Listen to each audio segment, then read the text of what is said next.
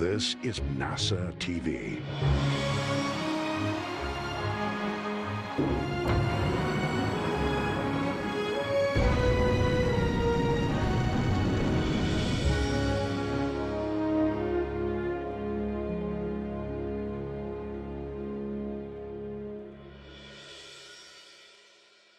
You're looking at the Crew-Dragon spacecraft and Falcon 9 rocket set to carry 3 American astronauts and 1 Japanese astronaut to the International Space Station in just a few hours.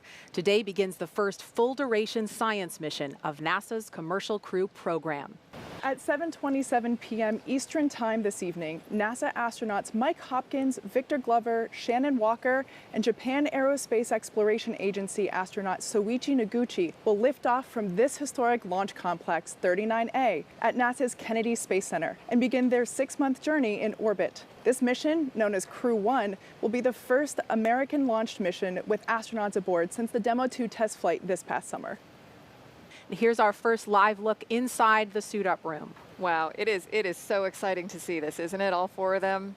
Yeah, it's just, okay, so there's a look at Commander, that looks like Mike Hopkins. Yeah. So each astronaut has an assigned crew team member to make sure they're part of our suit-up team. And that suit-up lead or assigned crew member is essentially responsible for communicating any feedback, making sure that we're getting thumbs up, verbal goes, that everything is fitting well and is comfortable.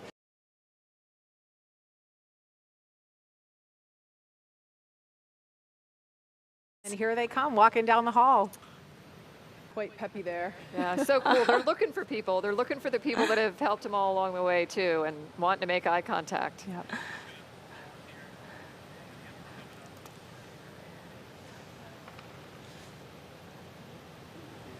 That banner behind them in the elevator holds the signatures of many of the team members who worked so hard to make sure that this spacecraft and rocket is as safe as possible for this crew.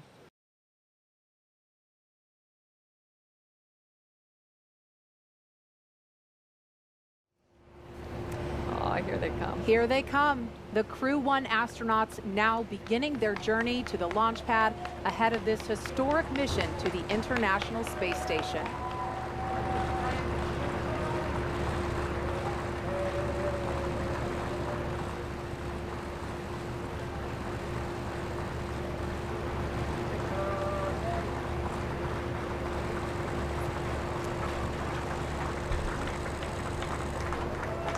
Outside the ONC building, we have friends and family gathered there for final goodbyes prior to liftoff with our astronauts.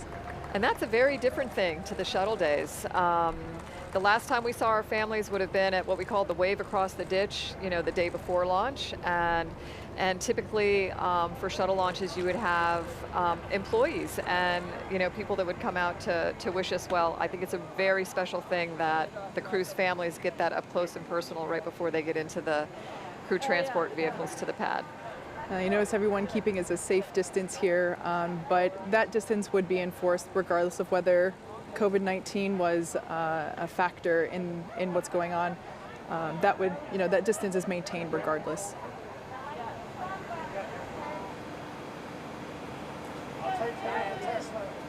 I can't get a good read at the license plate this time, but I remember for Demo 2 they said ISS bound. Yeah, that's good. I think another one might say later Earth. This is Core on countdown 1 for timeline. The crew is departing for the pad on schedule. All right, so we just heard the call out from the Core that the crew is departing for the pad, and they are right on schedule. Again, they are leaving the Neil Armstrong Operations and Checkout Building, now beginning a 20-minute ride, 20 minutes or so across NASA's Kennedy Space Center. They're going to drive right behind where we're sitting. We can't wait for that. And out to Launch Pad 39A.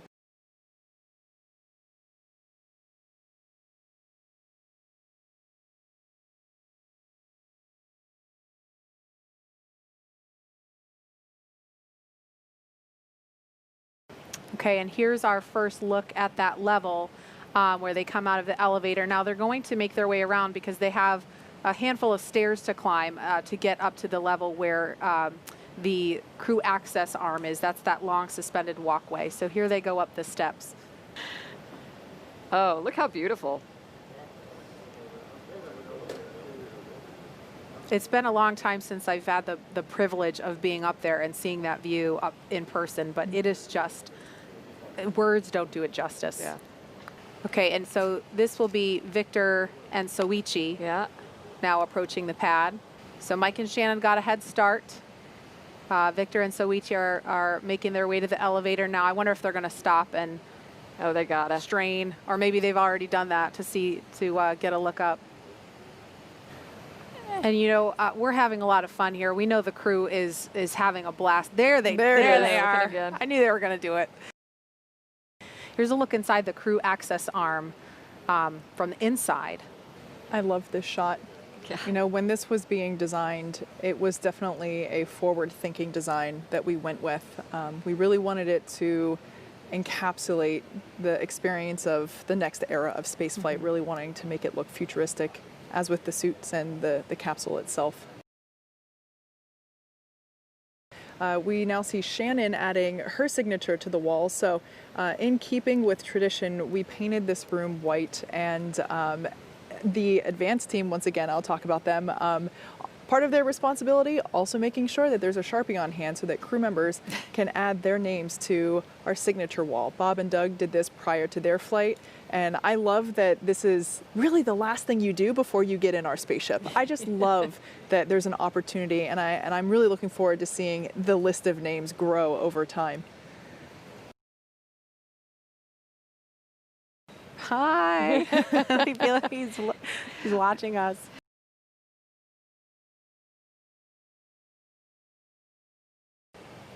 You know, it's hard to see in that shot, but I'm very happy to say that we got blue skies and a couple of puffy white clouds working with us. So while it might look a little overcast on the screen, we're pretty happy with what we've got at the moment.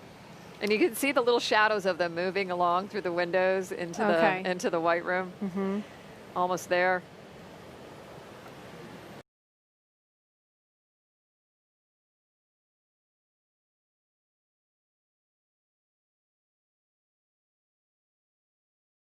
I love this view inside Crew Dragon, and as you saw, there are 4 seats configured right now, and they're numbered 1 to 4 from right to left when you're looking at the seats. Mike Hopkins is in seat 2, that's the commander's seat, and then Victor Glover will be beside him in seat 3. That for Crew Dragon is the pilot seat. Soichi Noguchi is in seat 1, and Shannon Walker is in seat 4. Once they're all finished getting buckled in, those seats will also rotate into launch position. Right now, it does look like they're a little further away from those display panels, but once they rotate backwards, those display panels will be right in front of them and easy to access. Now we're coming up on T-minus 47 minutes, and the SpaceX team is finishing up their go, no go polls. We're waiting for a few more people to give the electronic thumbs up, so that then the SpaceX launch director can check that item off and then proceed into the remainder of the countdown, which will include propellant loading at T-minus 35 minutes. Poll is complete and the team is ready for crew access arm retract, propellant loading, and launch. And it looks like the crew access arm has already begun to retract away. Just a beautiful sight. So this is one of the last major visual milestones that we have before launch.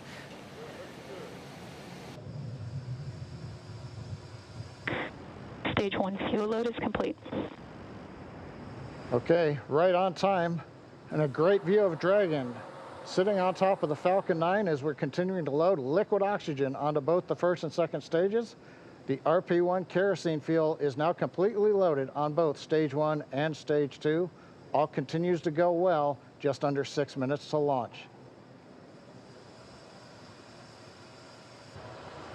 Dragon is in configure for terminal count. Dragon is on internal power. Falcon 9 propellant tanks are pressurizing for Strombeck retract.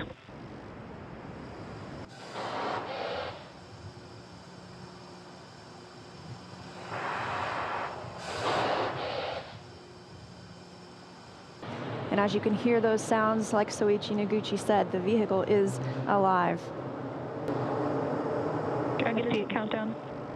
FTS is armed. Falcon 9 is a startup and is now controlling. 50 seconds now until liftoff. That FTS you heard is flight termination. Dragon, SpaceX, go for launch. SpaceX, this is Resilient. Roger, go. Go for launch, and at 37 seconds, the International Space Station flying over Kennedy Space Center. All for one, Crew-1 for all. Crew Dragon poised to go catch it.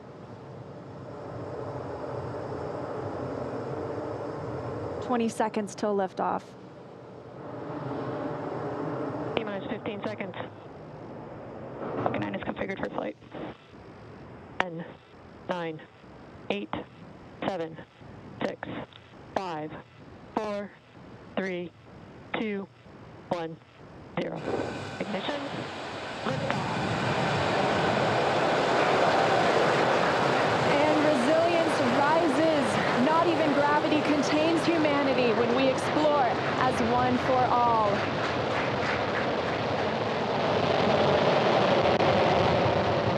M1E propulsion is nominal. That's the word we want to hear. Stage 1 propulsion is nominal.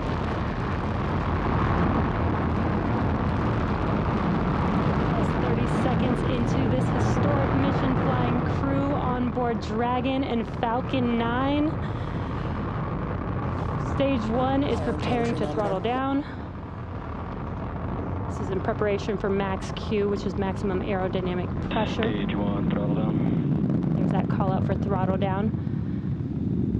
Power and telemetry continue to be nominal for the vehicle, now traveling at 262 meters per second.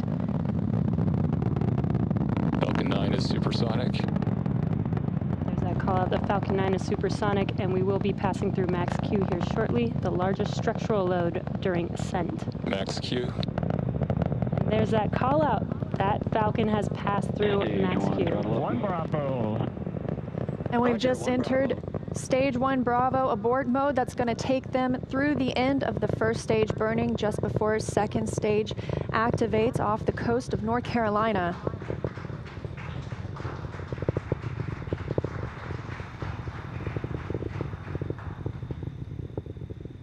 T+1 minute and 40 seconds into flight. Dragon and Falcon 9 traveling 709 meters per second. That call that MVAC chill is underway, the Merlin vacuum engine. Now with the call out of MVAC chillin, similar to what we saw in the first stage Merlin engines, the second stage engine being prepared for its ignition coming up in just over 30 seconds from now. We're a half a minute away from 3 quick events in rapid succession. We're going to get main engine cut off. The 9 Merlin engines will throttle down and then shut down. We're going to get stage separation. Stage 1, throttle down. And then ignition of the second stage engine. We've begun the throttle down in preparation for stage separation.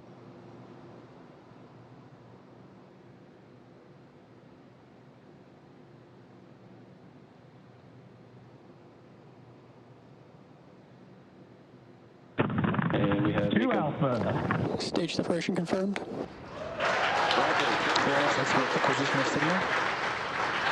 And you see that stage separation has confirmed. There goes that MVAC engine. Stage 2, Crew-1 is now on their way to the International Space Station.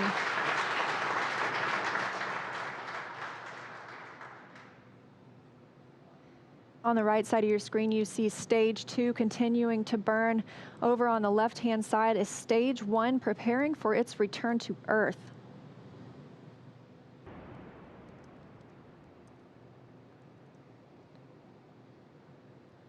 And we've got ignition of the entry burn, center engine, followed by the other 2 restart engines. First stage now getting ready to re-enter the Earth's atmosphere. This is about a 29-second burn, and it's designed to slow the vehicle way down. We're going to shed about 70% of the velocity of that dropping first stage by the time this landing burn completes.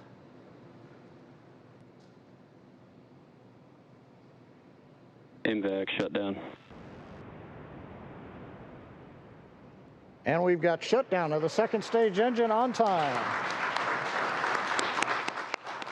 Dragon SpaceX, nominal orbit insertion.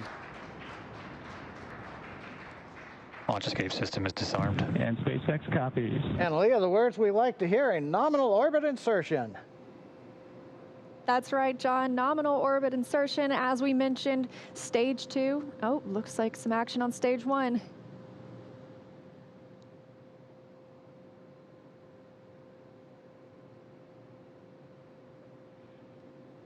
And I believe we've had a touchdown on the drone ship. We've got stage 1 has touchdown on the drone ship in the Atlantic Ocean. But now the more important news, second stage is in orbit, right where we want, right on time. And we're getting ready for our next major activity, which will be Dragon spacecraft separation. Now, currently on the second stage, we are essentially venting pressure, purging the engine out, making sure everything is quiet in preparation. Take a look. That's inside Crew Dragon right now. Our Crew-1 crew now coasting in low Earth orbit, still attached to that second stage. In just a couple of minutes, we should see that second stage separate and Crew Dragon will be flying free.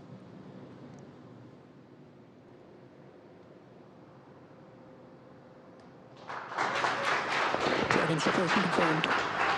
And separation confirmed. You can see that second stage departing. Crew Dragon leaving it behind. Separation confirmed.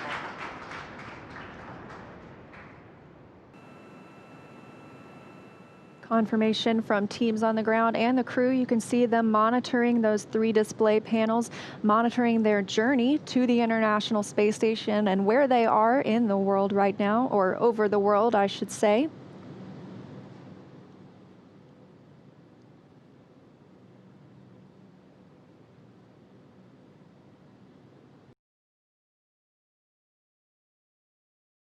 And Dragon SpaceX, just for timeline awareness, burn is in about just under 1 minute.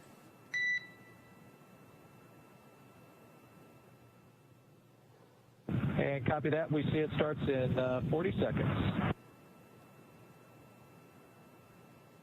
And just for your awareness, both MS-1 and pilot are out of their suits, and they're getting them strapped into their seats this time.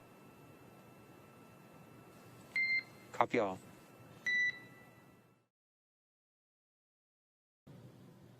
Phase burn has begun. We are a minute underway, so good news there. And it should last about 9.5 minutes, raising the perigee, or the lowest point of Dragon's current orbit, to a higher altitude.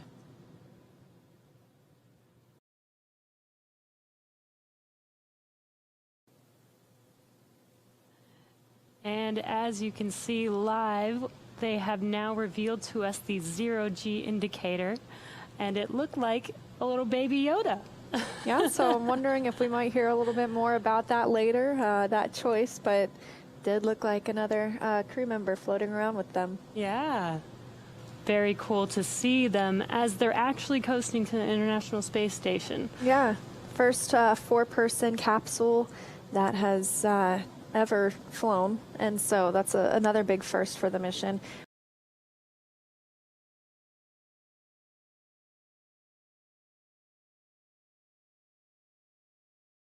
This is a view over the shoulder of our commander, Mike Hopkins, and pilot, Victor Glover, taking a look at some of the systems aboard Crew Dragon. Pretty neat to see them interacting with those touch screens.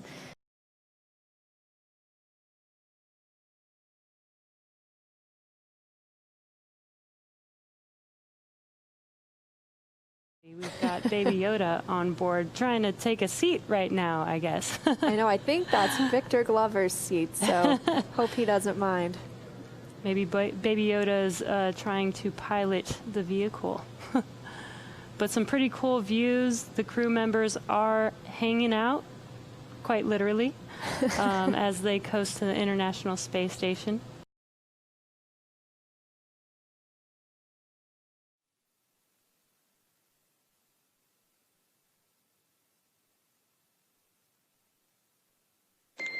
Dragon SpaceX, 2 items for TCS configuration.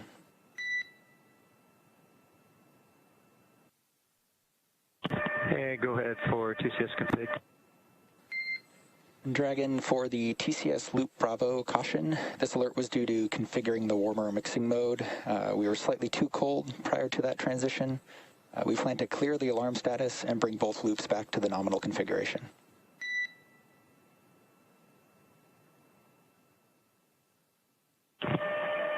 Okay, we copy. It was a little too cold when you did the transition, and you'll be clearing the alerts and get back to the nominal status. Good words, Dragon. And secondly, we were able to recover the prop line heaters and are back to full fault tolerance. That is excellent news. Good to hear. Back to full fault tolerance for the prop manifold heaters. And good words. To recap what we saw earlier, SpaceX mission operators and the engineering team worked through a Dragon propulsion line heater high resistance issue. It initially caused 3 of 4 heaters in one quadrant aboard Crew Dragon to be powered down. It was determined to be caused by a conservatively set limit too close to nominal values. That limit was adjusted. All 4 heaters are now powered on and functioning nominally. Propellant temperatures never dipped below those nominal expected temperatures, and they were well above safe limits. So Crew Dragon continues its journey to the International Space Station, running smoothly, and we are still standing by, still covering this mission, but great news for now that those issues have been recovered, and our crew continues its journey.